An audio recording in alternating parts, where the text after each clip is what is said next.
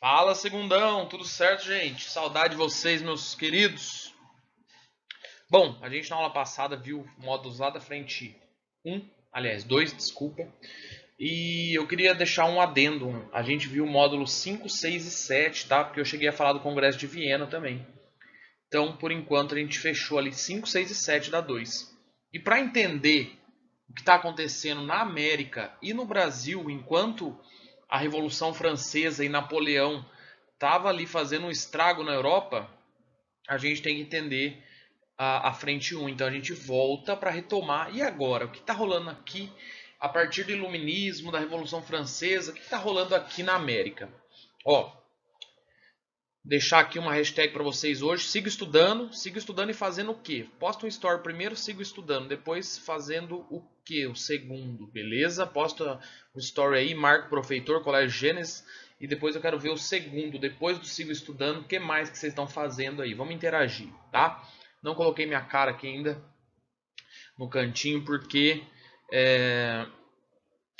sei lá, tô com o cabelo bagunçado, todo desgrenhado gravando aqui pra vocês, beleza? Vamos lá, segundo ano. Saudades, meus queridos. Ah, professor, o que a gente vai ver hoje? Influência iluminista na América. Módulo 10, Independência dos Estados Unidos. Módulo 11, Movimentos emancipacionistas no Brasil. Vamos embora. Iluminismo. Bom, a gente tem que lembrar que o iluminismo trouxe a ideia de liberdade de opinião, liberdade de expressão, falava do fim do absolutismo. E essas ideias chegaram aos colonizadores aqui na América. Os colonizadores ingleses, né, ali da América do Norte, e também chegaram na América do Sul. Mas hoje a gente vai falar da América do Norte. Em 1776, os Estados Unidos vai começar a buscar sua liberdade através dos ideais iluministas, né? Em 1789, menos de 15 anos depois, vai estourar a Revolução Francesa. Então veja, a Revolução Francesa foi inspirada no iluminismo, mas o iluminismo já estava inspirando também aqui as alterações aqui na América do Norte e também na América do Sul. A gente vai ver o Brasil principalmente. Então vamos lá. Primeiro a gente vai ver o que aconteceu nas 13 colônias, que depois seria os Estados independência dos Estados Unidos da América ou independência das 13 colônias. Professor, por que a gente fala independência das 13 colônias? Porque só virou mesmo as 13 colônias, aliás, só virou mesmo Estados Unidos quando ficou independente. Antes era chamado de 13 colônias e a Inglaterra, né, via ali como Nova Inglaterra. Era um pedaço, uma extensão de terra deles. Isso aqui é uma imagem do período, eu gosto muito de usar arte com vocês, né? O Lord Cornwallis se rendendo às tropas dos norte-americanos, né? George Washington liderando aqui, ó, e o Lord Cornwallis desistindo da guerra, aqui, se rendendo. Olha a bandeira branca que ele levantou e olha a bandeira dos Estados Unidos aqui, beleza? Vamos entender o que aconteceu para a Inglaterra e os Estados Unidos entrar numa treta, beleza? Vamos entender esse processo.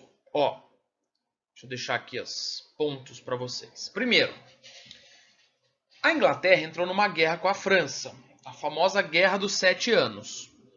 Quem ganhou essa guerra foi a Inglaterra, então presta atenção. Uma guerra entre França, deixa eu botar aqui, ó, França, FR, contra a Inglaterra versus os ingleses, que eu vou botar os ingleses aqui de roxinho. A Inglaterra. Durou 7 anos essa guerra. Quem ganhou essa guerra? Quem saiu vitorioso? A Inglaterra. Quem saiu derrotado? A França. Professor, por que é importante isso? Porque mesmo a Inglaterra tendo ganhado, ela saiu endividada. Então ela saiu endividada e ela queria aumentar impostos da colônia, que eram as 13 colônias, né? Para conseguir suprir essa sua defasagem. Aqui são eventos que a gente ainda vai ver, né? O primeiro Congresso Continental e as batalhas a partir da Guerra Civil que vai acontecer. Então, é o processo aí que eu estou só começando aí a deixar vocês por dentro. Então, França e Inglaterra lutam, Inglaterra ganha, mas sai sem dinheiro. Ela sai precisando de dinheiro, ela precisa de dinheiro e ela vai buscar isso nos Estados Unidos, vai buscar isso nas 13 colônias. E aqui eu fiz um resuminho que vai facilitar a vida dos senhores, né? Na verdade eu não fiz isso, tá? Eu já peguei um resumo legal pronto. Eu só adicionei algumas coisas aí. Por quê? Conforme a Inglaterra precisava de mais dinheiro, ela explorava, ela criava novos impostos lá na colônia, que seria os Estados Unidos. Lembra? Metrópole, Inglaterra, colônia, o que hoje é os Estados Unidos. Então, ó, a primeira grande lei que vai rolar nesse período é a lei do açúcar. Ó, a metrópole passou a monopolizar o comércio do açúcar e seus derivados. Então a metrópole falou, ó, só quem vai comercializar açúcar somos nós. Olha como ficaram os colonos, já ficaram meio bolados, estão vendo? Lei, eu achei o máximo isso aqui, achei meio brega, mas achei legal ao mesmo tempo. Ó, Lei do Selo, em 1765, ela querendo mais dinheiro. Sobretaxou produtos como baralhos, revistas, tudo tinha que ter um selo, um carimbo, como se fosse um carimbo do cartório, digamos assim. Então todo documento lá na metrópole, na colônia, nos Estados Unidos, tinha que ter um carimbo em inglês. E todos esses documentos ficavam caros. Ó a cara que ficou aí os colonos, já estão ficando bolados. Em 1767, para complementar a lei do selo, veio uma lei taxando vários produtos fabricados pelos colonos, mais impostos para as 13 colônias pagarem. Aqui os caras já estão brabo, já estão azedo. E chegou em 1773, no estopim, a famosa Lei do Chá. Esse aumento considerável na comercialização do chá e o monopólio do chá vai fazer com que os colonos façam o famoso movimento conhecido como Festa do Chá em Boston. Professor, me explica como que funcionava essa lei do chá. Os colonos só podiam vender chá direto para a Inglaterra. Então chegava o navio inglês, eles enchiam de chá e a Inglaterra revendia. E ela vai colocar o preço que ela quer nesse chá. Então, por exemplo, vou dar um exemplo, tá? A Inglaterra, ela pegava uma caixa de chá, né? Ó, aqui, ó, aqui tá os Estados Unidos. Vou desenhar aí no cantinho para vocês, ó, Estados Unidos da América.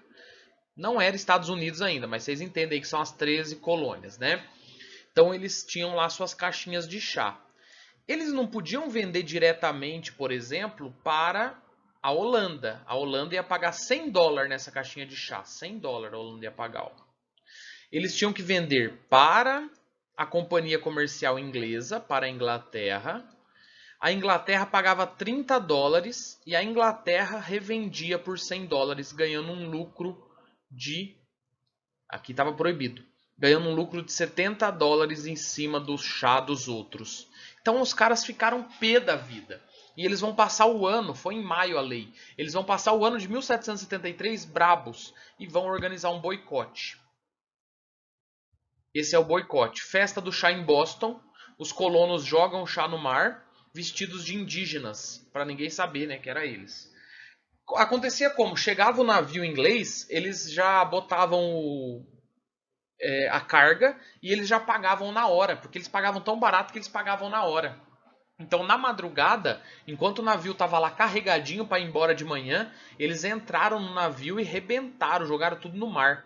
Tem aluno que às vezes me pergunta, professor, mas por que estragou o chá? Ô, meu querido, vai jogar chá no... Joga um monte de erva cidreira no oceano, não tem quem beba, né? Perdeu tudo, estragou o chá. E aí vai vir uma punição, as famosas leis intoleráveis, que é a punição para os colonos. Foi fechado o porto de Boston, eles teriam que pagar um imposto, eles teriam que pagar é como se fosse um dinheiro extra por esse chá, né? Uma indenização para o chá. E mais uma lei, a pior intolerável, a lei do aquartelamento. Eles eram obrigados a alojar soldados britânicos em suas propriedades.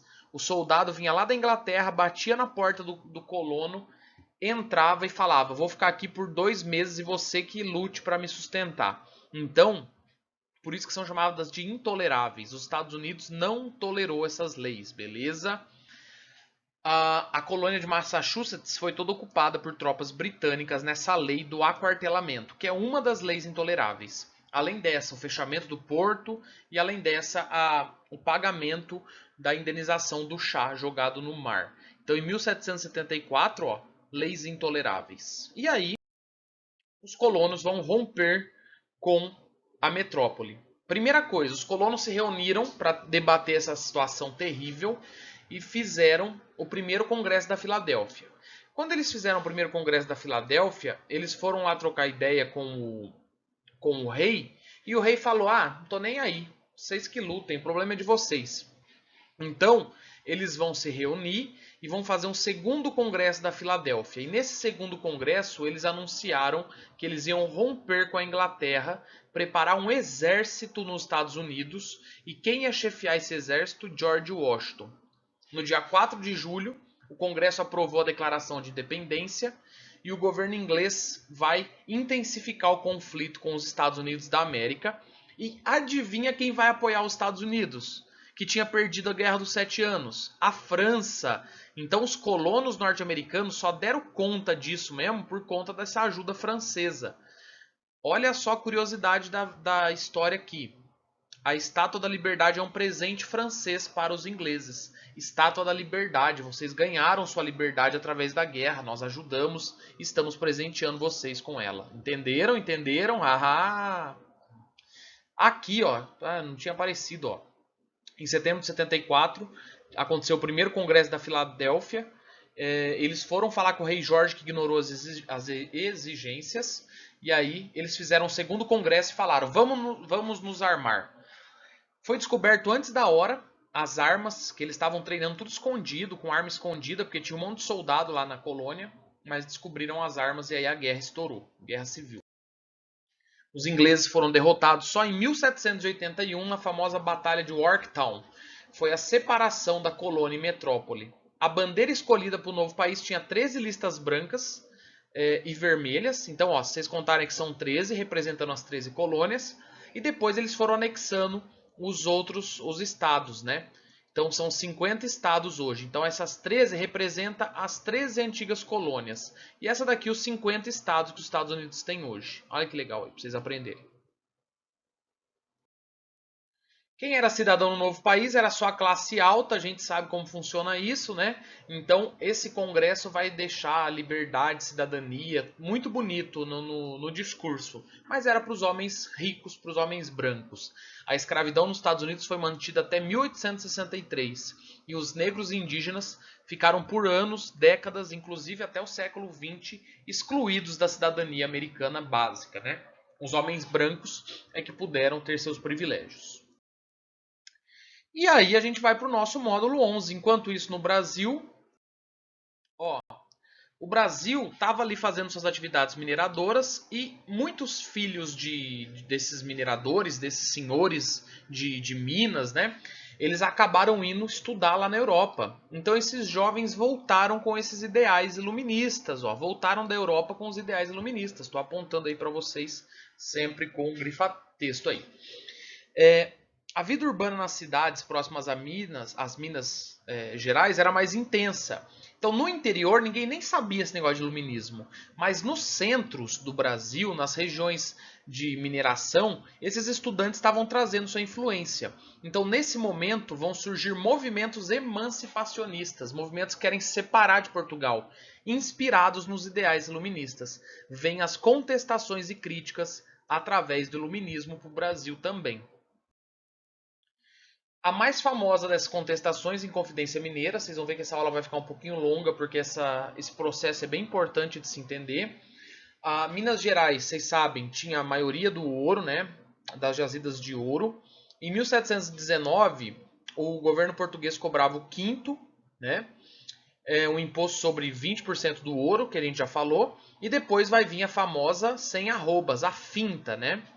E aí, caso não desse a finta, o governo podia instituir a derrama, que era entrar na casa desses caras e pegar o ouro à força. Até falei com vocês lá o santinho do pau oco, que foi usado nessa época. A derrama foi aplicada em duas ocasiões, 1763 e 1771. Eles entraram e tomaram as coisas nas casas dos senhores de ouro ali. A partir de 1785, Portugal estava aumentando impostos de todos os produtos que vinham de Portugal para cá. Ou seja, estava ficando tudo mais caro aqui para você comprar. Era uma forma de Portugal arrecadar mais. E isso vai fazer a resistência aumentar. Brasil. Então, o que acontece? Os mineiros vão começar a se organizar, vão se reunir e vão formar um clube de inconfidentes, né? Veja só, na verdade, eles são um grupo de confidentes, porque eles eram segredinho. O que é confidência? Vamos trocar confidência? É o segredinho. Só que vai acontecer uma inconfidência, vai ter um dedo duro, né? Então a confidência acabou. A capitania de Minas Gerais não completou as 100 arrobas e sabia que ia ser instituída a derrama. Os rumores trouxeram inquietação na população e assim começam as reuniões que já vinham ocorrendo desses iluministas, desses pensadores.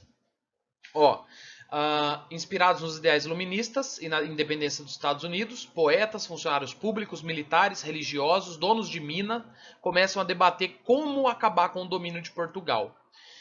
E aí, entre os planos, eles queriam fazer a capital ser São João del Rei, a capital do país, fundar uma universidade em Vila Rica. Eles não pensavam nos mais pobres. Ó, a escravidão ia ser mantida, uma vez que a maioria dos inconfidentes eram homens ricos que tinham escravos a seu dispor. O plano dos revoltosos era começar o movimento a partir do dia que a derrama fosse decretada. Só que o governador vai ficar sabendo e vai dar ruim. Ó. Seria criada uma junta provisória, que seria liderada pelo poeta inconfidente Tomás Antônio Gonzaga, e eles iam anunciar a independência. Aqui uma das reuniões dos conjurados, enquanto eles eram confidenciais ainda. E aí vem os imprevistos. Ó, o que impediu o plano dos rebeldes? Um dos membros vai delatar. Joaquim Silvério dos Reis delatou o movimento para as autoridades portuguesas em troca de perdão de sua dívida com a coroa. Chegou e falou: olha, gente, eu vou dedurar os caras, eu sou X9, mas vocês perdoam minha dívida? A derrama foi adiada. Então não tinha como eles começarem o movimento, não tinha mobilização social para eles falarem: ó, é hora da revolução. Joaquim José da Silva Xavier, o Tiradentes, estava fora da capitania e foi preso no Rio de Janeiro. Os demais membros da organização foram detidos em Vila Rica. Alguns inconfidentes ganharam punição, como exílio para a África, e só um foi morto, Tiradentes. Ele fazia propaganda aberta ao movimento e entre os inconfidentes ele era o menos rico, o de menor prestígio social. Ele serviu de bode expiatório, pessoal. Ele foi enforcado e esquartejado. Como seu ofício de dentista era mal visto na época, um trabalho meio braçal, também pesou na decisão. Por isso que ele era chamado de Tiradentes. O processo para acusar esses caras durou 2 anos. Eles foram transferidos para o Rio e julgados. Isso aqui é um quadro lá de 1928, bem novo, ó, bem depois dos fatos em si, mas falando aí a jornada dos mártires. Os caras saindo tudo cabisbaixo presos, estão vendo? Tudo borocochô. Bom, todo mundo, com exceção de Tiradentes, todos os conjurados estão na tela, tá? Tiradentes não. Bom, em abril de 1792 foi anunciada a sentença. 11 foram condenados à morte. Só a justiça brasileira já dava aquela sua, né, aquela driblada na época. Todas as sentenças dos mais ricos foram revogadas, menos a do Tiradentes, que era o mais pobre, que foi executado. Os outros acabaram sendo presos e depois mais tarde libertos ou foram banidos para a África. No dia 21 de abril, Tiradentes foi enforcado, teve seu corpo esquartejado e expostos em pedaços de estacas nas ruas ao longo da estrada entre o Rio de Janeiro e Vila Rica. Então eles fizeram aí para mostrar, ó, você não manda em nada aqui. Aqui é a estrada real, que ligava Ouro Preto ao Rio de Janeiro, que eu falei para vocês, já dela. A construção do herói. Professor, por que então a gente estudou a vida inteira que Tiradentes era herói? 100 anos depois, pessoal, de acontecer em Confidência Mineira, né, ó, foi em 1789 em Confidência Mineira, mesmo ano aí da Revolução Francesa. 1789. Nossa, que medonho, professor, verdade. Em 1889, 100 anos depois, eles tinham a gente vai ter aqui uma república e precisava de um herói, né? Havia essa necessidade de falar quem é o herói que integrou a nação, que a gente pode falar que representa o povo brasileiro. Eles vão escolher Tiradentes, que é o único que foi executado na Conjuração Mineira. A Conjuração Mineira já falavam em república, né? Então o sonho de implantar essa república contrapunha a monarquia também, fazia todo sentido para os clubes republicanos e eles escolheram Tiradentes para ser o herói, tá? Tiradentes se tornou um símbolo em 1890. A data de sua morte, 21 de abril, foi decretada como feriado nacional, como é até hoje. Mas isso só aconteceu em 1890, 100 anos depois de sua morte, né? Professor, Tiradentes é igual o cara que eu vi no quadro? Não é, meu jovem. Pouco se sabe sobre a aparência física de Tiradentes, porque ele era da classe baixa, então não tinha pinturas dele na época. Não há retratos no século XVIII, nem descrições tão precisas, assim, um relato escrito, né? Ah, ele é um cara de tanto de altura, com olhos assim. O que se sabe? A gente sabe que ele era soldado, que ele trabalhava, né, como militar. Ele era da baixa patente militar e ele tirava dentes, beleza? Ele se transformou um mito, um personagem histórico, 100 anos depois. Ó, o que a gente consegue saber? Se ele era militar, né? Todos os militares da época, a gente tem uma característica neles. Eles usavam barba raspada e bigode grande. Era uma característica dos militares no Brasil, deixar o bigode grande e o resto da barba raspada. E outra coisa que a gente consegue saber: todo mundo que era enforcado no Brasil, essa pena de morte quando era dada, a pessoa vestia um camisolão branco e sempre era raspado o cabelo e a barba. Então tava sempre com o cabelo e barba raspada. Eu sei que nesse seu imaginário já explodiu sua mente. Você falou, professor, eu lembro daquele Tiradentes cabeludo. Não, aquilo não existe, tá? Essa imagem não foi a dada ao herói, foi dada a outra. Na representação, a partir da República, Tiradentes ganhou contornos religiosos. Associaram ele à imagem de Cristo, como é muito fácil de perceber, né? Por quê? Porque o Brasil é um país de maioria cristã e eles quiseram sensibilizar assim. A barba crescida, o rosto sereno, né? Olhando sempre aos céus. Então, Tiradentes vai ser comparado a Cristo nas representações. Vamos ver algumas dessas obras? Ó aqui, ó. O Martírio de Tiradentes. Esse quadro foi feito em 1893, ó. 103, 104 anos depois de Tiradentes morrer. Olha aqui o padre do lado dele segurando o crucifixo. Aqui a classe baixa, né, ó, como se fosse um escravo chorando. Lembrando que os inconfidentes nem pensavam em libertar os escravos, né? Mas esse quadro queria representar um pouco disso. E ele olhando sereno, ó, eu vou morrer, mas eu sou um mártir. E o padre falando, não, meu Deus, perdoai-nos, né? Então, isso é uma imagem representada aí. Aqui uma pomba representando a paz, enfim. A gente tem que observar as obras de arte sempre com um viés histórico. A gente fica mais atento aí. Essa aqui é sensacional, né? Tiradentes esquartejado, pessoal. Essa imagem foi feita pelo Pedro Américo. Pedro Américo é um gênio na pintura. Porque olha o que ele fez. Eu vou mostrar alguns elementos dessa obra para vocês. Primeiro, ele coloca aqui a aparência de Tiradentes parecendo Cristo e ele bota um crucifixo do lado, logo para comparar mesmo. Dá uma olhada que ele pega os pedaços do Tiradentes e ele faz em formato do mapa do Brasil. Olha aqui, gente, o cara representa em formato do mapa do Brasil para dar aquele impacto social. O braço, ó, pendente lembra do Jean Paul Marat, né? O Jean Paul Marat naquela obra que a gente viu do braço largado, é um braço largado que é usado na morte de Marat, que a Pietà do Michelangelo usou, que mostra assim, né, a derrota frente ao inimigo. Então, o mito foi construído, beleza? E esse quadro é o mito sendo construído. Bom, professor, acabou com Inconfidência Mineira? Acabou. A galera foi presa, morta e acabou. Conjuração Baiana. Conjuração em confidência, né? Em confidência porque sempre tem um dedo duro, mas pode ser chamado de conjuração mineira também. Conjuração é revolta. E pode ser chamada também de Inconfidência Baiana, de certa forma, por quê? Porque também vai ter um dedo duro.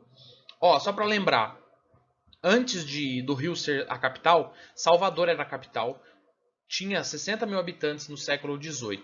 Era um ponto privilegiado no litoral e se desenvolveu com o comércio, né? Vamos lembrar então que Salvador era importante, porque os baianos se revoltam. A população de Salvador era composta de muitas pessoas mestiças ou pessoas de origem africana, muitos pardos, né? Muitos pobres também.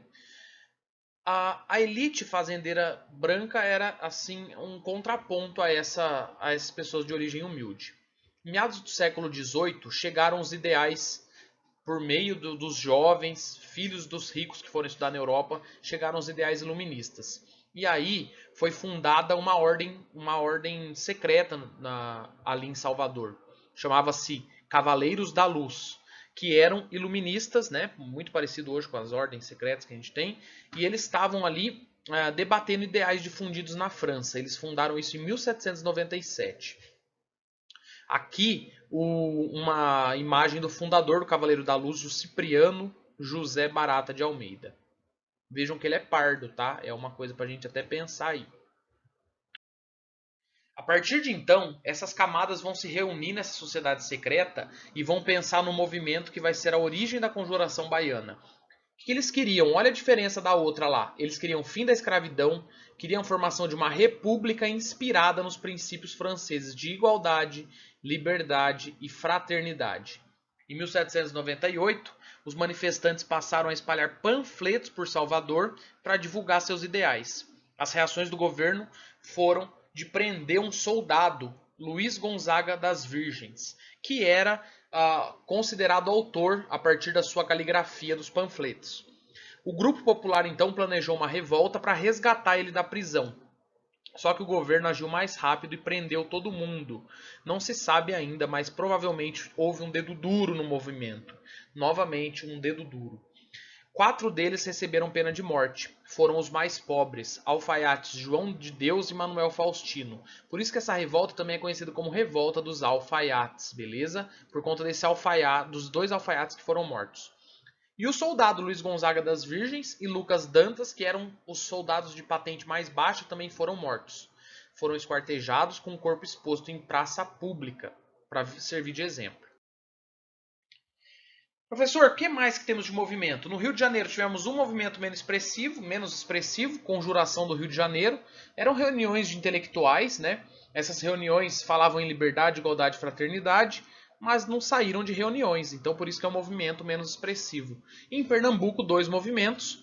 Conspiração dos Suassunas, onde padres e intelectuais também estavam debatendo os ideais iluministas, mas não saiu disso, e a Revolução Pernambucana, que também foi, ambos os movimentos foram rapidamente sufocados, né, porque o governo descobre e acaba assim. Em 1817, republicanos e a maçonaria começam a pensar numa Revolução Pernambucana que foi rapidamente controlada pelo governo. Por isso que são movimentos menos expressivos, beleza? Pessoal, façam as atividades. Eu sei que essa aula ficou longa, mas é uma aula bem importante, por isso que eu detalhei bastante coisa para vocês. E qualquer dúvida me procurem, tá? Façam as atividades. Lá no EAD não tem as atividades de história ainda. Então, se vocês perceberem que no EAD não tem as atividades de história, façam só as do final da apostila mesmo, beleza? Até eles lançarem lá. Então, o EAD talvez não tenha. Alguns alunos já relataram que história não tem. O EAD ainda não tem. Vai ter em breve. Deixa eu apagar isso aqui que ficou medonho, tá? Então, façam as atividades da apostila. Isso é para vocês. E vamos juntos. Saudades, senhores. Vou fazer aqui um coraçãozinho que estou com saudade de vocês. Olha que coraçãozinho feio, professor. Faz o mais bonito. Vou fazer o mais bonito. Hashtag saudades. Beijos, até mais.